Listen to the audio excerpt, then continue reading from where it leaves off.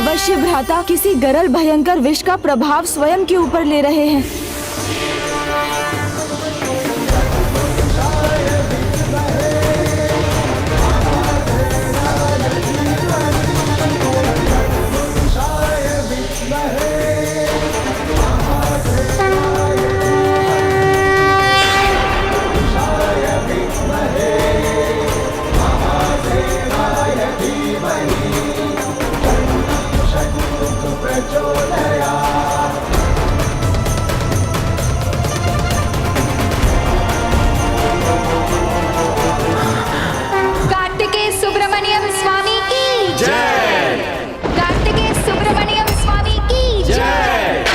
असंभव।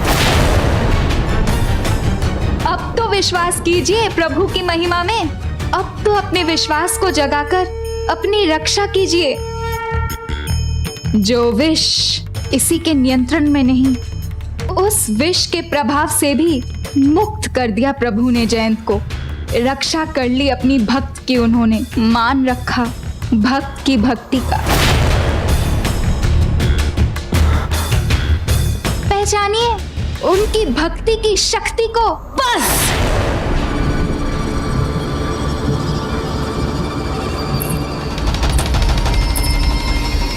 बहुत बोल चुकी तुम।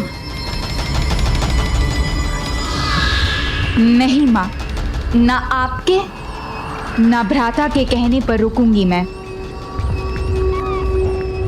क्योंकि अब आपको उनकी महिमा नहीं समझा सकी तो बहुत देर हो जाएगी। महिमा नहीं, माया है ये। ऐसी माया जिसका ज्ञान कदाचित मुझे भी नहीं है। किंतु आप तो स्वयं माया है।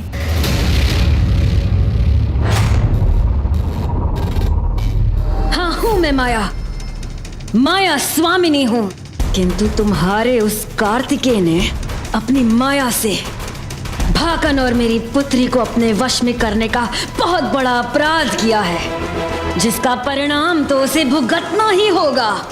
अब किसे क्या भुगतना है वो तो प्रभु ही जाने। किंतु ये बात तो अवश्य प्रमाणित हो गई कि आपका स्वयं को माया स्वामिनी कहना कदाचित अनुचित है। जब तक मन में प्रभु के प्रति भक्ति ना हो, उनकी शक्ति को समझना समझ से भी परे है। अभी नहीं समझी हूँ तो क्या हुआ? उसकी इस विचित्र माया को समझने में अधिक समय नहीं लगेगा मुझे। मैं आपकी दुविधा दूर कर देता हूँ, स्वयं बता देता हूँ। आपको इस माया का छोर ज्ञात नहीं, क्योंकि ये माया नहीं, प्रभु का प्रभुत्व है। माया तो वो है जिससे हम घिरे हुए हैं। उनकी दिव्यता तो उस माया के परे का परम सत्य है। उनकी दिव्यता परम सत्य है, और जो स्वयं परम सत्य है उनकी चिंता करने की कोई आवश्यकता नहीं। जिन्होंने हलाहल का पान किया उन प्रभु महादेव के स्वरूप है वो। माता शक्ति के पुत्र हैं। विघ्नहर्ता गणेश के ज्येष्ठ हैं प्रभु कार्तिकेय, और उससे भी बढ़कर परम ब्रह्म है वो। तो कोई भी विष भला उन्हें कैसे विषाक्त कर सकता है?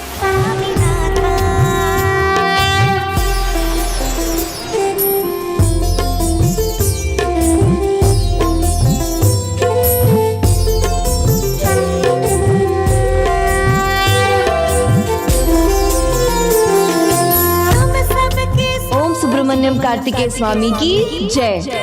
ओम सुब्रमण्यम कार्तिकेय स्वामी की जय। ओम सुब्रमण्यम कार्तिकेय स्वामी की जय। ओम सुब्रमण्यम कार्तिकेय स्वामी की जय। ओम सुब्रमण्यम कार्तिकेय स्वामी की जय। ओम सुब्रमण्यम कार्तिकेय स्वामी की जय। बस बहुत बोल चुके हो तुम बालक। जिस भी माया की सहायता से वो तुम्हारी रक्षा करता आ रहा है, तब सफल नहीं होगी जब तुम्हें भूख का सामना करना होगा। भूख से बढ़कर इस पृथ्वी पे कोई अस्त्र शस्त्र नहीं। जब भूख का प्रकोप छाता है तो मनुष्य भी एक दूसरे का संहार करना आरंभ कर देते हैं, और अब यही भूख तुम्हारा भी अंत करेगी। अभी तक तुमने मात्र अपने देवता की माया का अनुभव किया है। अब ये माया तुम्हें वास्तविक माया का परिचय देगी। दंडनायका, ले जाओ इसे और गिरा दो उस अंधकारी कारागार में, जहां भूख और प्यास का प्रभाव तो होता है, किंतु ना जल होता है और ना ही भोजन। उचित है, इसमें तो मुझे बहुत आनंद आएगा।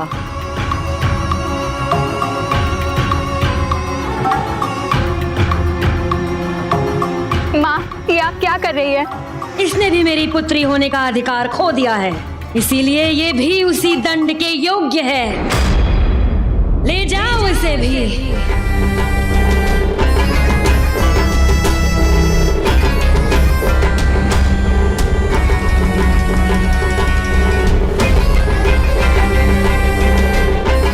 दया कर रहा हूं मैं तुम पर, तुम्हें एक अंतिम अवसर देकर। अभी भी मान जाओ कि वो कार्तिकेय नहीं है तुम्हारा भगवान, तुम्हारा भगवान है सुरापद्मन। मेरी माता सर्वोच्च है, पूजा करो हमारी, तो भूख से रक्षा होगी तुम्हारी। भूल जाओ उसे। उनका नाम भूल गया तो कहाँ कुछ भोजन जल भाएगा। और उनके नाम का जाप किया तो मन स्वयं ही तृप्त हो जाएगा। ले जाओ इन्हें, ये किसी दया के पात्र नहीं।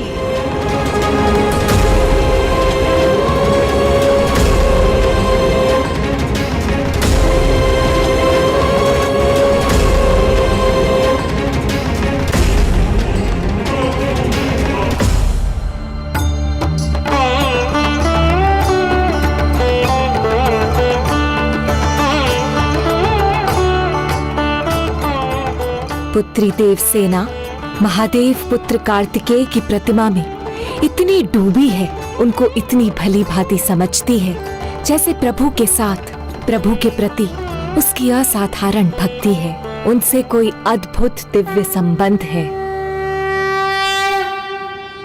देव सेनापति कार्तिकेय स्वामी।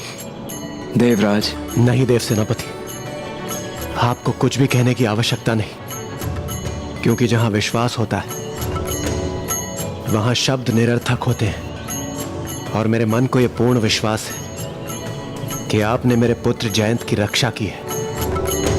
अद्भुत है भक्ति की शक्ति की महिमा।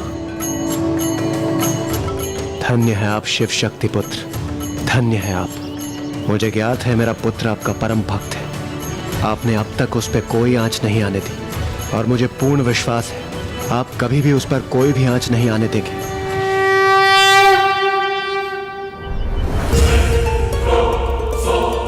बंद करो इनको, डाल दो इन्हें कारागार में।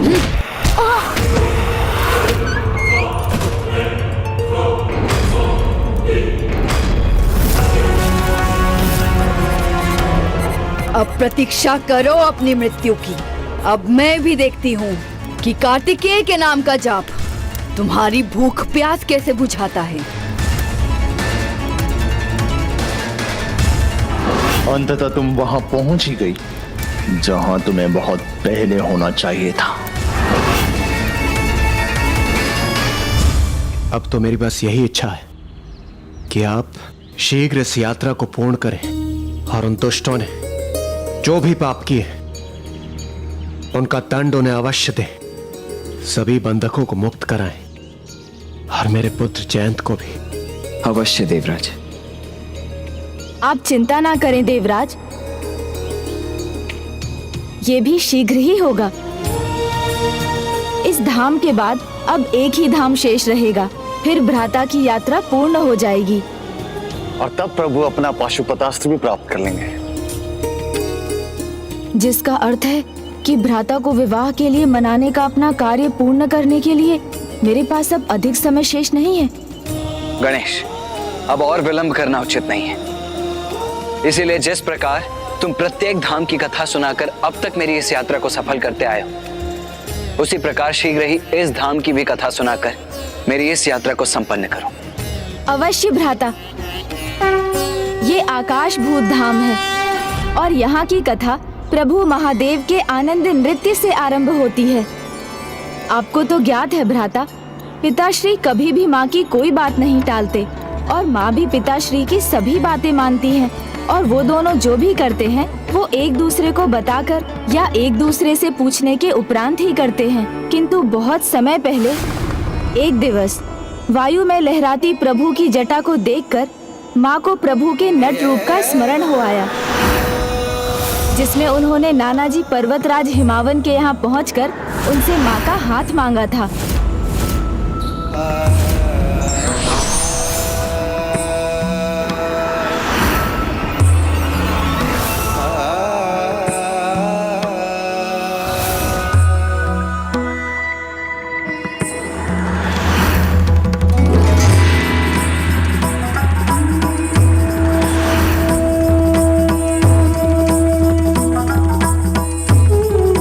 देवी पार्वती, आपके मन में जो इच्छा जागृत हुई है उससे हमारे हृदय में भी वही इच्छा प्रकट हुई है, जिसकी कल्पना मात्र से ही हम इतने आनंदित हैं। उस कल्पना के सत्य होने से कितने अपार आनंद का आभास करेंगे हम। तो आप सभी भी मेरे समान प्रभु के आनंद नृत्यम को देखने के लिए व्याकुल हैं।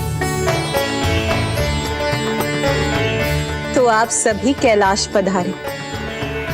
माँ को ज्ञात था प्रभु उनके अनुरोध को कभी नहीं टालेंगे, इसलिए बिना प्रभु से विमर्श किए उन्होंने अन्य त्रिदेव त्रिदेवियों को कैलाश आमंत्रित कर लिया। किंतु इस सबसे अनभिज्ञ प्रभु तो गहन ध्यान में थे और उन्होंने कुछ ऐसा देखा जिससे उनका हृदय विचलित हो उठा। ओम चामुंडाय नमः, ओम चामुंडाय नमः। कामनाओं का प्रतीक असुर अपस्मार था वो, जो अज्ञानता के वश में आकर उनकी शक्तियों को प्राप्त करने के लिए माँ की अवैधिक पूजा कर रहा था। इसे रोकना तो अनिवार्य है, क्योंकि यदि इसकी पूजा सफल हो गई तो इस कामना रूपी विकार का विस्तार सर्व संसार में हो जाएगा। किंतु ये देवी पार्वती का भक्त है, इसलिए उनसे आगे लिए बिना मैं ऐसा नहीं कर सकता। प्रणाम महादेव। प्रणाम महादेव। प्रणाम प्रभु। कल्याण हो प्रभु। इस आशा में कि आपको आनंद नृत्यम में देखने की हमारी प्रबल इच्छा को आप पूर्ण करेंगे, मैंने इन सभी को यहाँ आमंत्रित कर लिया। इतने समय के उपरांत पार्वती ने मुझसे कोई अनुरोध किया है, इसलिए मैं उसे निराश नहीं कर सकता। मुझे अपस्मार का विचार अभी त्यागना होगा। प्रिय, आपके अनुरोध को स्वीकार करना ये तो मेरा परम सौभाग्य है।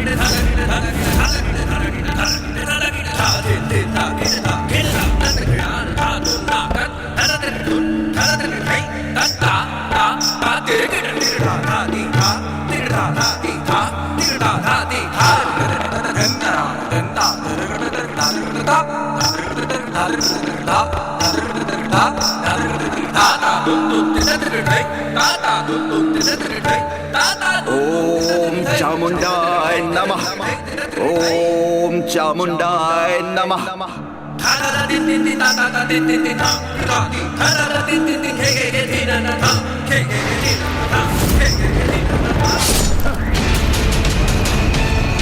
माता, आपको मेरी पूजा से प्रभावित होकर आना ही होगा, मुझे दर्शन देना ही होगा।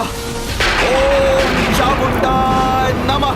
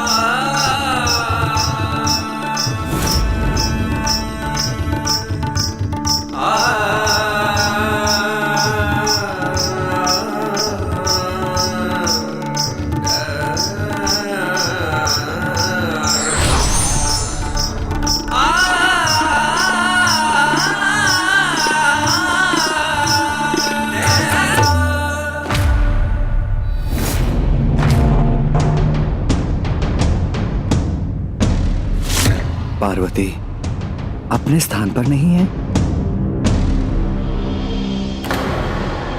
प्रभु को आनंद नृत्यम के लिए मैंने ही कहा था और अब उन्हें ही बताए बिना मैं यहाँ से प्रस्थान कर रही हूँ। ये तो उचित नहीं है।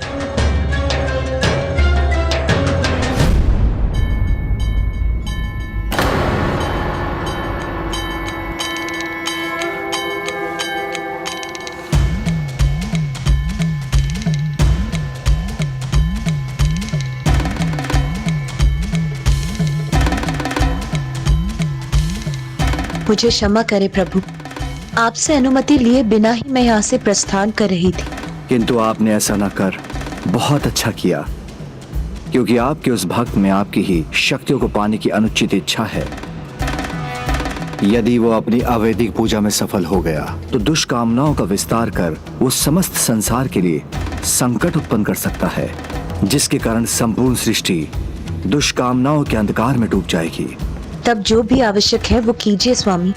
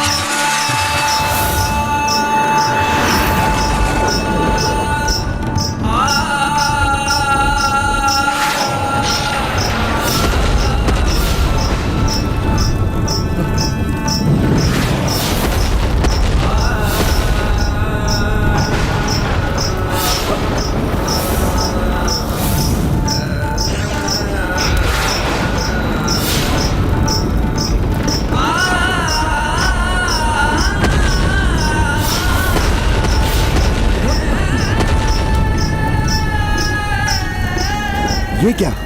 मेरी पूजा की अग्नि कैसे बुझ गई?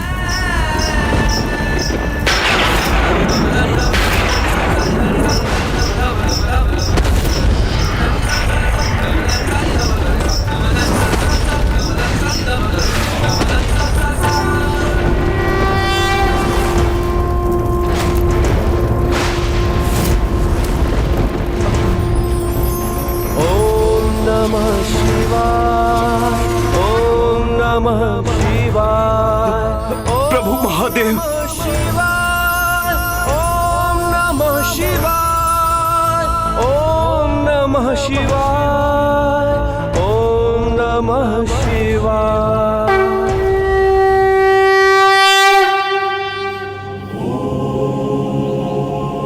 पिताश्री की नटराज मुद्रा में उनके पांव तले असुर हमें कुछ और संकेत भी देते हैं।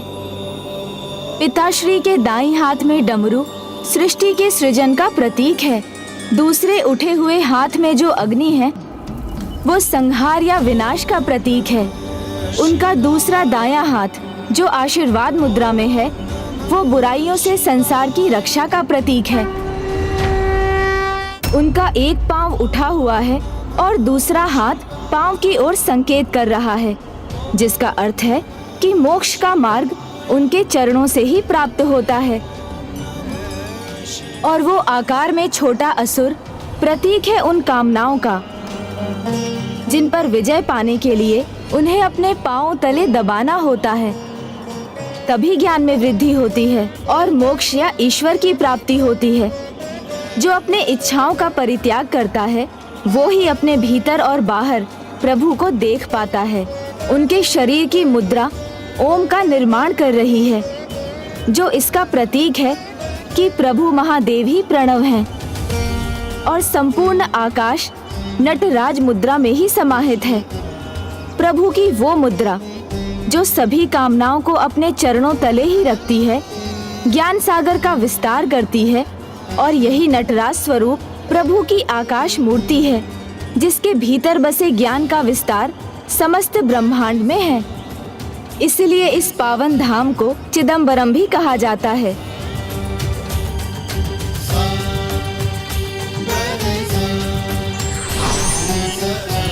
चिद अर्थात ज्ञान और अंबर अर्थात आकाश, जिसका संपूर्ण अर्थ है ज्ञान का आकाश।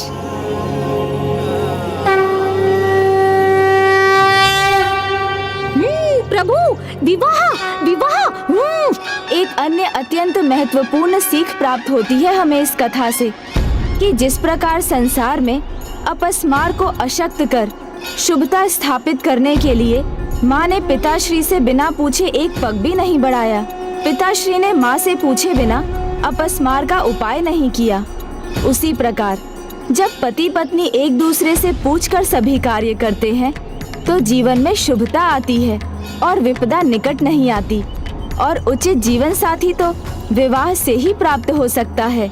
विवाह का एक वचन भी इसी पर आधारित है, स्वसध्य कार्ये व्यवहार कर्मण्ये व्यये मामापि मंत्र ये था, जिसका अर्थ है कि निर्णय छोटा या बड़ा कैसा भी हो, पति पत्नी को मिलकर ही लेना चाहिए, जिससे यदि उसमें से कोई एक भूल कर रहा हो तो दूसरा उसके परिणाम पर उचित विचार कर उसे सुधार सके।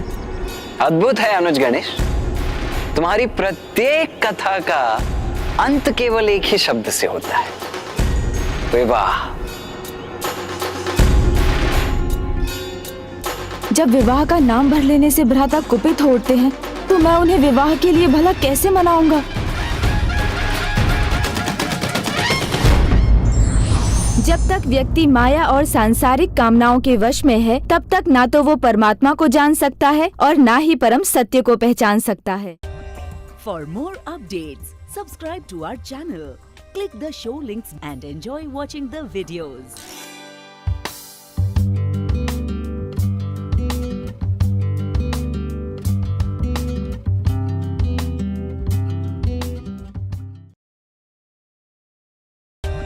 For more updates, subscribe to our channel, click the show links and enjoy watching the videos.